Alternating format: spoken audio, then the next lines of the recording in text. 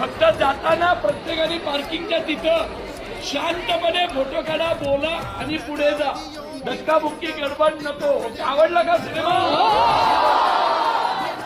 आता ज्यांनी बुक माय शो वरून केलं होतं त्यांनी तिथं वोट करा, रिव्ह्यू द्या. ओके.